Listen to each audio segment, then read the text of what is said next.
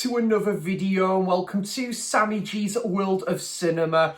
Today on the channel, guys, I'm really excited to do this video because this is going to be the start of a new review series for the channel that I really want to do because it's kind of surrounding like a director that I absolutely love, and that is Mr. Wes Anderson. Now, Wes Anderson just released his brand new film, The Foundation Scheme, and that was a film I think is like one of the biggest surprises of the year, considering I wasn't really struck on with Asteroid City or The French Dispatch, and this was a much return to form for him in my opinion, and it's really now got me the mood now to go back and revisit like all his filmography pretty much, and and also like actually review all of his like films individually and whilst they're kind of fresh or refreshed in my mind sort of thing. This is just one I literally went to go and see again at Tyneside Cinema on Sunday, and the second time seen it at Tyneside Cinema, and yeah, just an absolutely wonderful film, and I won't say for now where this ranks in my Wes Anderson like ranking, because I could potentially do a Wes Anderson ranking down the line, but for today, folks, we are going to take a look at the Royal Tenenbaums. Now, the Royal Tenenbaums came out in 2001, directed by Mr. Wes Anderson. Gene Hackman, Danny Glover, Angelica Houston, Gwyneth Paltrow, Owen Wilson, Ben Stiller, and Luke Wilson. And the film is set in Harlem in New York. It's about Royal Tenenbaum and his wife, played by Angelica Houston, and his three children, Chaz, Richie, and Margot, who they adopted. And yeah, it's basically just a bit about that, like they look at kind of like, it's kind of like at the start a bit of a bit of a backstory, looking at all three of Royals' children in this film are all like high achievers. They've got the bee's knees, and you know, they're very kind of like ambitious, and Chaz is kind of like, he's a bit of a math wizard. He's got like his own like business at home and stuff, like where there's other people that collaborate. And it's about Richie, who played by Luke Wilson, Chaz played by Ben Stiller, and Luke Wilson's character, Richie, he is like a bit of a tennis champion, and basically he would win like 3 of these US tennis national finals 3 years in a row, and part of like this junior championship. And also Margot, who at 9 years old had her own she was like a playwright. She would write her own play, and it was a very successful play, and she would earn like 50 grand in reward for like the success of her play. Meanwhile, Royal had some news to tell, like his 3 children that him and his wife has separated. And then the film, when Royal leaves the Tenenbaum house, he then goes to live at a hotel for the next subsequent 22 years. When Royal receives some quite some real life-changing news, like he's just found out at presents in the film, he then wants to reunite with his 3 children, who are a lot more older in this film now, as of course you can expect that, and also share this news with his ex-wife as well. And they would kind of spend some sort of pick up where they left off and just catch up and stuff as well. So that is a bit about the plot there, guys. The Royal Tenenbaums is an absolutely fantastic Wes Anderson film, and I think this film deals with some really serious themes. It's about this functional family that have got like each of the family members have got like kind of their own like state of affairs and problems that they're kind of really struggling to deal with. And like Richie, who's kind of like suffering with quite bad depression, he works at like on this like cruise ship, and when he finds out the news about his father's like return to the home, he would go travel back to like the Tenenbaum house in New York to visit his father. Chaz lost his like wife in a plane crash, and then he becomes very overprotective of his two children who are also really into tennis on that road to recovery from like the loss of his wife. And Margot, and she's in a bit of a loose end with her relationship, her marriage with Raymond, played by Bill Murray there. And Bill Murray does a great job in this, by the way, guys. You know, like Bill Murray pretty much obviously, well, he's been in most of Wes Anderson's film. I must admit, I did prefer his character in Rushmore, which I am planning to do a review on in the not far distant future, because I just rewatched that as well, and I kind of want to review that movie as well whilst it's still fresh in my mind again. But yeah, I will say his character was a bit more stood out in Rushmore, but he still plays a very good like supporting character in the Royal Tenenbaums. And obviously you kind of see sort of like his kind of witty personality come back into this film, and it kind of would sort of like you'd see more of that again in The Life Aquatic with Steve Zissou, which would be Bill Murray's kind of like first leading performance in a Wes Anderson movie, and just a year after Lost in Translation as well from Sofia Coppola. So basically Margot's just a little bit confused, and you know, like she's a kind of a bit of a lost soul. She's in a kind of like, she kind of like hides the fact that she's actually like smoking again as well. And she would kind of like meet up with like Eli Cash, who's played by Owen Wilson. I think Eli Cash, I think he's like an actor as well, if I'm not mistaken. I think he's kind of like in this sort of like a slick and cool like costume or cowboy outfit. I think he is an actor in this film as well. I think from what I remember, I do remember it, like the one scene where you do see him interviewed on the TV as well. And Eli Cash is also a really close friend with Richie in this film as well. So yeah, and he has been like their next door neighbour for like a number of years as well, and also she really has such a fondness for like Richie as well, and yeah, they're kind of like very much related, but they're kind of like are very close with each other as well, and Richie's just very close with Margot in this movie as well. I absolutely love how you would see Wes Anderson just evolve as a director in here. You can really see like kind of his vision coming to filtered into this movie, you know, like with the sort of the colour palette side to these films, like they're kind of like those like sort of like colour palette like elements, kind of like you would really see that come to town here with this film, like wherever it's like inside the house where it's kind of like just red wallpaper, or like in I think it's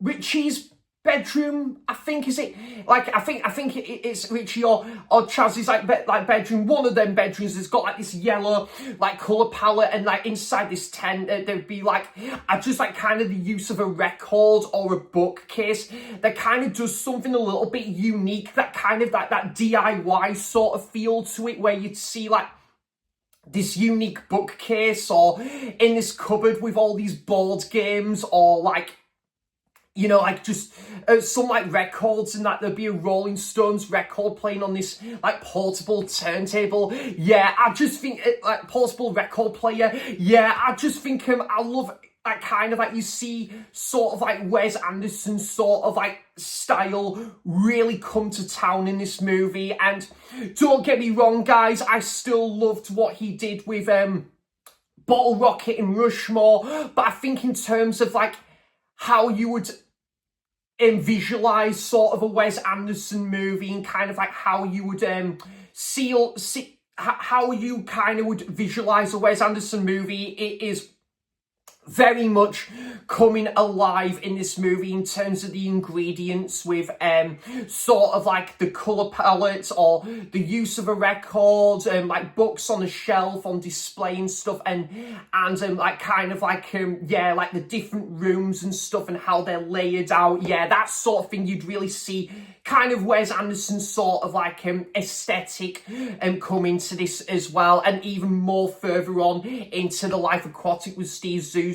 So I think Ben Stiller does a really good job in this movie. I'm quite surprised actually this is his only like Wes Anderson movie as well. Like, this has been the only time I think he would work with Wes Anderson. I think that can be said with Danny Glover as well, as Danny Glover, I think is a doctor in this movie, and he forms like a relationship with Angelica Houston's character Evelyn, where they would have their own, like, form their own like relationship. And yeah, Danny Glover, yeah, he's a really good addition to this story as well. And I think as well, I kind of like how he's just really sort of like, he plays it cool. He's got such a chilled out personality as well.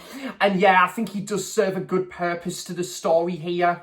And Gene Hackman, the late great Gene Hackman, who yeah, as the leading part of Royal Tenenbaum, he puts in an absolute stellar performance, as you would expect from Gene Hackman. He puts in a really fantastic performance as Royal Tenenbaum here, and also Royal Tenenbaum, who has made some kind of not so good life choices along the way, and he's been very distant with his family. He's not very popular with other people, shall we say, and that kind of goes back way back when, where he's kind of made some like questionable decisions, and especially kind of interlinked with kind of the past, that where Chaz, where he basically Royal at one point would kind of like borrow money and would never return it, things like that.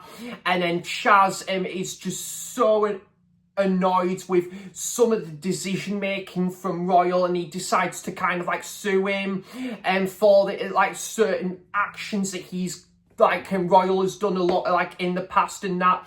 So there is a bit of a bit of a fiery sort of back history with like between like Chaz and Royal. And yeah, and when they reunite, they still don't see quite eye to eye, but then you see something that kind of like, you see something that comes into a little bit of a different light as the movie goes on as well.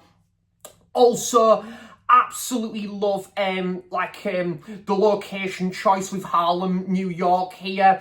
And yeah, I just absolutely love the scenes in Central Park, this top of this like this house as well. Also, I absolutely just loved kind of like the I love some of the score as well, the soundtrack, as in most of Wes Anderson's films, guys. The soundtrack, wherever it comes to the score or the song list, is the chef's kiss. It is brilliant. And yeah, just the likes of Nico and the Velvet Underground, or Van Morrison, or the Beatles. Like, I just love the songs that he used in this film as well. And also, yeah, I kind of like as well that Kes is my favourite British film of all time. A bit of a spoiler for when I come to doing that top 10 British films video, when I do decide to eventually do it, because I still haven't done it yet, but I really want to. But yeah, I love like the Hawk in there, Mordecai, and when he would just like his presence and kind of like that nature feel of the movie as well, and just the use of camera work with kind of like nature and stuff in this movie, which again would play a big part into some of other Wes Anderson's like subsequent movies as well. Also, there's just some really funny moments in there as well, where I just love how there's one scene where Royal Tenenbaum is trying to keep a straight face in like this sort of like this interview. And there's one scene where he's spending quality time with like his grandchildren, and they were just getting, they were all just getting to some like a mischief together and stuff. And yeah, they were just getting to some like mischief together, and that, and I just found that really funny. But when you find out what Chaz thinks about it, who Chaz is like their both of the grandchildren. That's Chaz. That's like their dad. And yeah, Chaz has got a thing or two to say about like why to Royal took them to a couple of these like activities, and there is a bit of a bittersweet rivalry between Royal and Chaz in this movie as well. But yeah, the film does deal with some really like serious themes as well, and yeah, there is a couple of real hard-hitting scenes. Some couple of scenes that are quite really daunting to watch as well. Like one scene where you really see like Luke Wilson's character Richie on a bit of a, he's kind of feeling a little bit on a bit of a low end and stuff, and yeah, you really see like one scene with that, and also when Margot's just feeling a bit like lonesome and stuff, and she doesn't know who she wants to spend more time with, either Eli Cash, played by Owen Wilson, or Richie as well. So yeah, there is a couple of like quite emotional scenes, and I feel this is kind of, I think the Wes Anderson film, in my opinion, that kind of has some of the most emotional scenes in there in the Wes Anderson movie as well. And yeah, I think also the blend between comedy and a serious sort of drama is really well done here from Wes Anderson, I've got to say as well. And yeah. And also, yeah, Wes Anderson kind of took big inspiration from films like The Fire Within and a film called The Magnificent Amber Sons. He was also quite influenced by J.D. Salinger, the famous author who wrote The Catcher in the Rye as well. So there's some of like Wes Anderson's like influences, when like making this movie as well. A really good kind of like bittersweet, but yet kind of light-hearted at times sort of movie.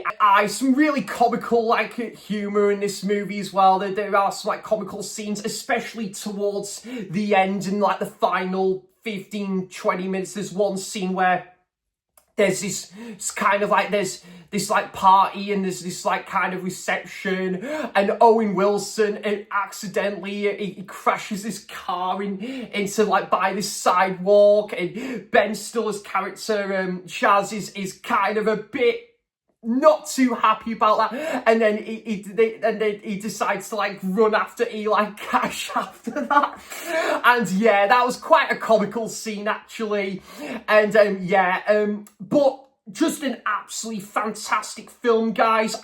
If you're new to Wes Anderson, I would highly recommend this as like kind of an introductory piece to Wes Anderson's filmography. I think films like The French Dispatch or Asteroid City, I wouldn't say they would be the films I would kind of go to when you kind of have a bit of an introduction to Wes Anderson's films. I think to kind of go to his more like accessible movies, I would say something like Fantastic Mr. Fox or Grand Budapest Hotel, or even the Royal Tenenbaums, I think are kind of a perfect starting place in checking out like Wes Anderson's movies, or even his first ever movie, Bottle Rocket as well. That is kind of like one of Wes's more like grounded movies as well there.